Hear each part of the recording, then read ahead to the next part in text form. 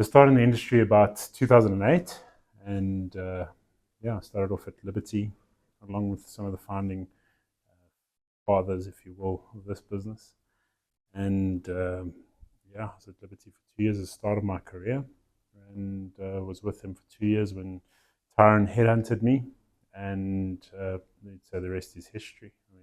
Look, I think there's definitely been a shift from traditional financial planning across to more lifestyle-based financial planning. And I think traditional planning was a lot more prescriptive, in the sense of we would largely tell the client, what it is that they not would need, but what it is that we would essentially prescribe into their portfolio. It's almost like we had all the cards as advisors. We understood how the systems worked, the calculations worked, and the moving parts behind the scenes. And then we would prescribe essentially what it is that, under the guise of advice, or I don't want to say the guise of advice, but, through structured tools as to what it is that the client would need.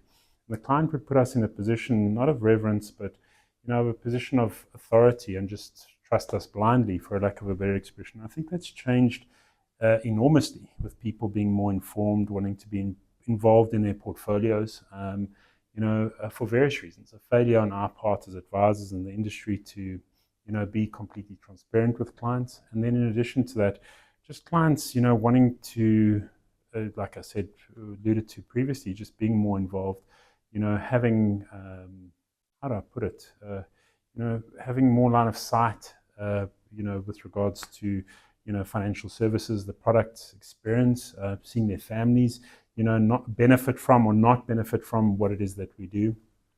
And I think the move towards lifestyle financial planning, away from this prescriptive, traditional, we know everything kind of financial planning, is having the client a little bit more front and center, okay, and involved in what it is that they need to do for themselves.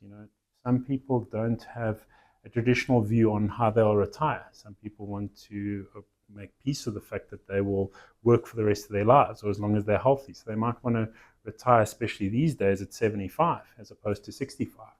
So they're willing to kick the can down the road, or lengthen their retirement expectation. And I think with advisors sits front and center in that place, particularly with regards to lifestyle financial planning, is taking into consideration as to what it is that this client wants, okay, in relation to their pursuit and their goals, or whatever the case might be, their aspirations, their values, name it what you will, as opposed to what is an industry standard or statistics say, an average. So what is the retirement planning model for for our company, for Discovery, for whoever it is, dictate. And I think products are also moving in that direction. You look at the Discovery products that it is that we offer, and the solutions that they cater for in relation to clients' needs are a hell of a lot less traditional and much more lifestyle focused. Well, I would say the best way to drive home a solution that's suitable to address both of the emotional and the qualitative stuff is to remember why you're trying to put the insurance into place.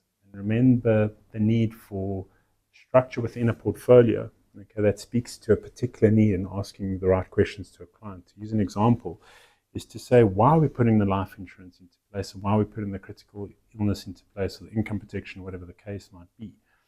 And for me, that question is, in the event of a life-changing event, how do we protect your lifestyle? I mean, you can insure your eyebrows these days if you want. And the reality is do you need to? Do you need to put yourself in a position where you either overinsured, underinsured? What are you trying to insure? What is the baseline underlying structure? The emotional question of saying, okay, this portfolio needs to cater for your current lifestyle, okay, is a much better question to drive it, because how long is a piece of rope? I mean, do you need 24 million rands of the life insurance? Do you need 50 million rands of the life insurance? But if you can quantify in advice terms, okay, as well as emotional terms, as well as financial needs analysis, so a calculation as to this amount will drive the emotional, this amount, whatever it is, let's say 50,000 rand a month, will make sure that your lifestyle is protected in the event of you becoming disabled or critically ill or whatever the case might be. This replaces lost income. It puts it in emotional and quantitative terms the client can understand practically day to day what's going to happen if I lose my income.